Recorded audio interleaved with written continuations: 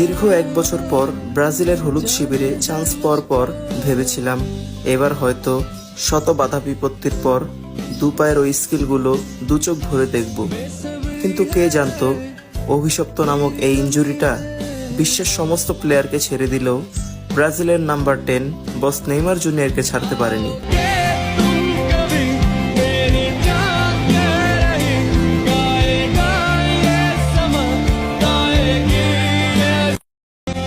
দীর্ঘ 1 বছর পর ব্রাজিলের হলুদ শিবিরে চান্স পাওয়ার পর ভেবেছিলাম এবার হয়তো শত বাধা বিপত্তির পর দুপায়ের ওই স্কিলগুলো দুচোখ ভরে দেখব।